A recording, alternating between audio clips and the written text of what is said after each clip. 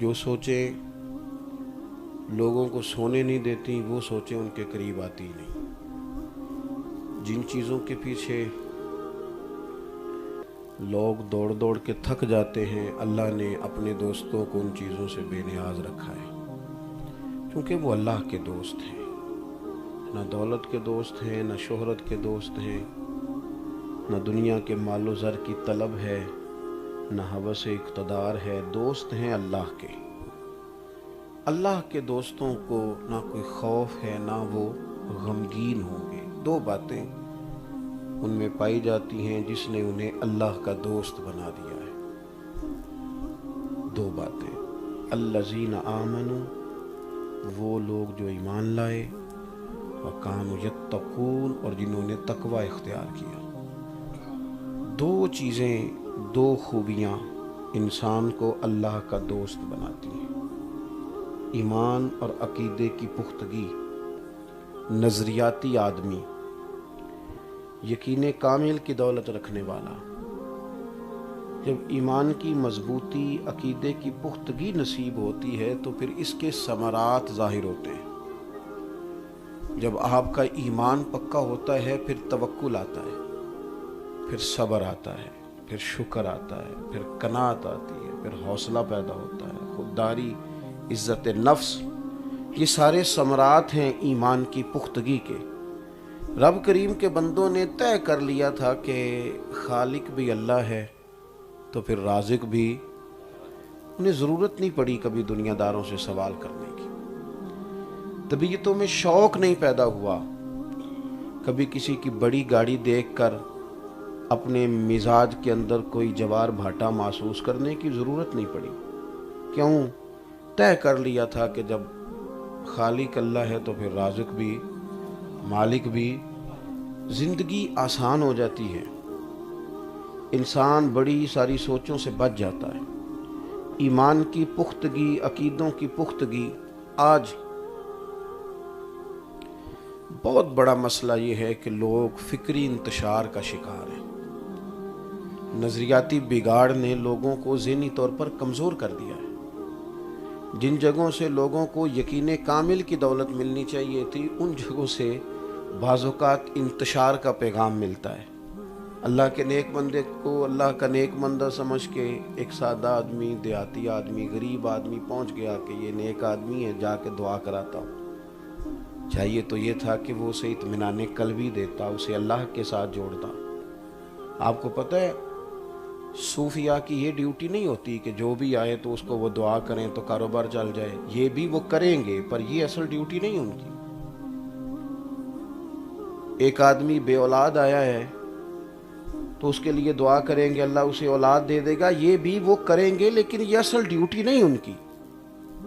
اللہ کے بندے کی اصل ڈیوٹی تو یہ ہے کہ الجھا ہوا، بکھرا ہوا، پریشان آدمی آیا ہے، میرے پاس اولاد نہیں، میرے پاس کاروبار نہیں، میرے حالات ٹھیک نہیں، تو وہ اسے اس طرح کا سبق پڑھائیں، اس طرح کا درس دیں کہ وہ بندہ رب کی رضا پہ راضی رہنے کا عادی ہو جائے۔ وہ کہے کہ میں نے اب طے کر لیا ہے کہ جس حال میں میرا رب مجھے رکھے گا میں نے اس حال میں جینا سیکھنا ہے۔ عزیز بھائی، اللہ کے بندوں کے پاس سے ایمان کی، یقین کی حرارت نصیب ہوتی تھی۔ غریب آدمی، سادہ آدمی بیچارہ گیا تھا پیر صاحب سمجھ کے، درویش سمجھ کے، اللہ والا سمجھ کے، اور جیسے ہی اس نے جا کے وہاں اپنے حالات بتائے تو وہاں بیٹھو سے کیا پتا تھا کہ اتنے بڑے جبے میں جس بندے کے پاس میں ہے وہ تو تویز دھاگے والا ہے۔ اس نے جاتے ہی اسے پریشان کر دیا کہ تیرے اوپر تو کالا جادو ہو گیا ہے، کیا بھی تیرے اپنے نے ہے اور مجھے حکم نہیں ہے کہ میں تمہیں نام بتا سکوں، مجھے تو انتشار کا آرڈر تھا وہ میں نے کر دیا، اب تو سوچتا رہے، تو ذہنی طور پر الجھا رہے، آزمائش میں ڈال دیا جاتا ہے۔ یاد رکھیں اللہ کے بندوں کے پاس پختگی ایمان، ان کے پاس وہ قوت جس سے انسان کھڑا ہو جائے، جس سے اس کے اندر حوصلہ پیدا ہو۔ آپ دیکھیں نا، نبی کریم صلی اللہ تعالی علیہ وسلم نے صحابہ کو یقین کی دولت دی، اطمینان کی۔ آپ کھڑا کریں کسی آدمی کو، کہیں آپ 300 لوگ ہیں، 1000 سے لڑنا ہے، کسی بھی सोसाइटी में, किसी मुहज़्ज़म मुआशरे में, एक तो ये है कि मैं जोशीली तकरीर करूँ, आप नारे लगाएं, वो बात अलग है, लेकिन ज़रा थोड़ा सा इससे हट के मारूजी हालात के मुताबिक आप किसी से कहें कि भई आप 300 लोग हैं, आपको तलवारें भी नहीं दी जाएंगी, पूरी ज़िरहें भी नहीं दी जाएंगी, असला भी नहीं दी जाएगा, सवारियां भी नहीं दी जाएंगी, आप 300 लोगों ने 1000 बंदे से लड़ना है, आप करें बात आज, किस तरह करके लोग तैयार होंगे। लेकिन रसूल करीम ने ना यकीन की दौलत सहाबा के दिलों में उतार दी, और जब हुजूर ने मशवरे के लिए बुलाया ना कि भाई वो लोग आ गए हैं और असले से लैस हैं, एक एक बंदे के पास 3-3 किस्म का असला है, से ज़रा सोचना, इन तकरीरों को, इन वाज़ों को, सीरत के उन्वानात पर को अपनी अमली ज़िंदगी में ज़रा लाने की कोशिश करना। वो आ गए हैं 3-3 किस्म का असलहा लेकर, यहाँ 6 ज़िरहें, 8 तलवारें, 1 सवारी, 3 सवार, अब आपको लड़ना है, लड़ोगे? तो यकीन की दौलत है। अब उनके जवाब क्या हैं कि हुजूर हिकमत अमली क्या होगी, कैसे निकलेंगे, तरतीब क्या होगी, इलाका अपना होगा कि बेगाना होगा, ऐसी कोई बात नहीं। उन्हें पता था कि रब हमारे साथ है, उन्हें खबर थी कि रसूल करीम सल्लल्लाहु ताला अलैहि वसल्लम ने हमसे वादे फरमा लिए, तय हो गई बात। हुजूर ने फरमाया लड़ोगे? अर्ज़ की या रसूल अल्लाह किससे लड़ना है? इंसानों से? हम तो जिन्नों से भी लड़ने को तैयार हैं। कहाँ लड़ना है? खुश्कियों में? हम तो दरियाओं में भी लड़ने को तैयार हैं, आप हुक्म तो करें। वो ताजगी, वो रोशनी, वो तयक्कुन, वो आगे बढ़ना, वो ज़ौक़।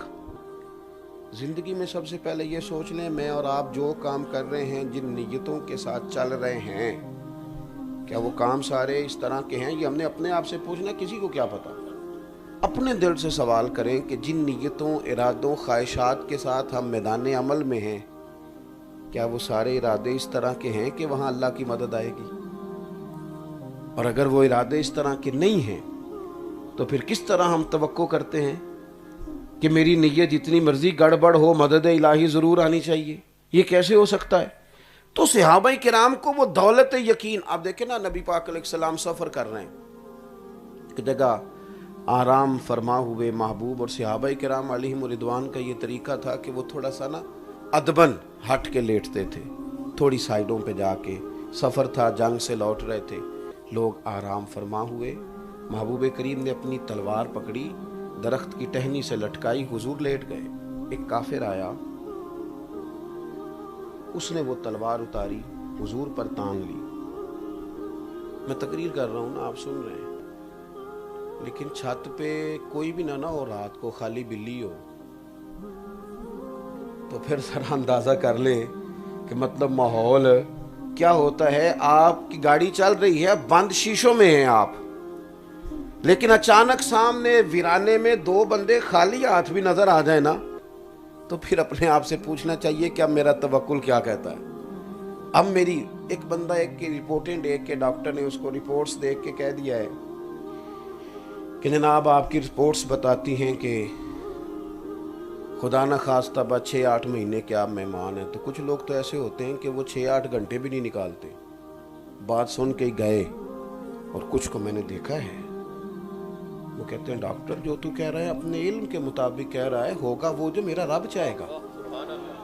वो लोग जिंदगी के कुछ दिनों में कुछ खुशियां देख लेते हैं, कमजोर बातें करना, कच्ची पक्की, उस कच्ची पक्की बात ने ना, कच्ची यानी मैं आपसे अर्ज करूं, सियासतदानों का वकार कोई भी नहीं खराब कर सकता था, खुद किया इन्होंने। एक दूसरे के बारे में बातें कर करके खुद किया। किसी इदारे को कोई बदनाम नहीं कर सकता था। हमेशा खुद से जब लोग बातें करते हैं, मैं कभी कभी अपने उलमा से नहीं, अवाम से अर्ज करता हूँ, हमारे लंगर पर किसी को एतराज नहीं, लेकिन वो हमने खुद शुगल के लिए जो 4 बातें की थी उसने मजाक बना दिया है। किसी कितनी जुर्रत थी किसी की हमारे मामूलात पर एतराज कर सके, लेकिन हमने खुद इस तंजिया अंदाज में अपने मामूलात का जिक्र करना शुरू किया कि लोगों के मुंह में जुमले तो हमने दिए।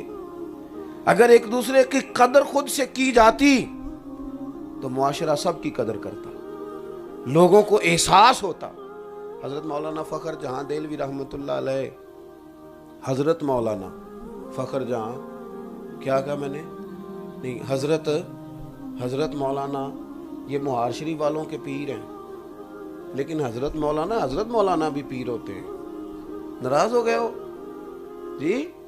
حضرت مولانا بھی, یعنی وہ بیچارہ وہ 40 سال سے نماز پڑھا رہا ہے لیکن لوگوں کے سوالوں کے جواب ہی دیے جا رہا ہے بیچارہ. ایک کے سوالوں کے جواب ختم ہوئے, دوسرے کے شروع ہوئے, 10 نمازی اور 20 قسم کا انتشار. زندگی بیت گئی چھوٹے چھوٹے سوالوں کے جواب دیتے. اور ایک حضرت پیر صاحب آتے ہیں سال کے بعد, وہ تو ان کے ساتھ گاڑی بھی ہوتی ہے, ان کو چاول بھی ملتے ہیں, ان کو سارا کچھ ملتا ہے, اور جاتی دفعہ وہ یہ بھی کہہ جاتے ہیں کہ مولویوں کی پتہ ہوگی. یہ بھی حضرت مولانا فخر جہاں دہلوی. بادشاہ نے کہا حضرت آپ کی دعوت کرنی ہے. حضرت فرمانے لگے شرط ہے ایک. اس نے کہا کیا؟ فرمانے لگے 3 تیرے بیٹے ہیں, چوتھا تو آپ ہے. پالکی لے کے آؤ گے تم چاروں. پالکی کا تو پتہ ہے نا, اے ڈولی نہیں سی ہوندی جہدے بعض اوقات بیٹیوں کو دلہنوں کو رخصت کیا جاتا. چاروں, 3 بیٹے ایک باپ, پالکی لے کے آنا. دلی کے ایک کونے میں حضرت مولانا فخر جہاں دہلوی کا گھر تھا, دوسرے کونے میں بادشاہ کا محل تھا. فرمانے لگے مجھے کندھوں پہ اٹھا کے لے کے جانا ہے تم نے. کس نے؟ تہاڈی نہیں گل کردا نہ, تمہیں کوئی آکھن لگا انج کرو, وہ تو کسی کی بات ہے, اس پہ تو ہاں نہ کرو نا یار. بادشاہ سے کہا کہ بھائی اٹھا کے لے کے جانا ہے, کھانا کھلا کے پھر واپس گھر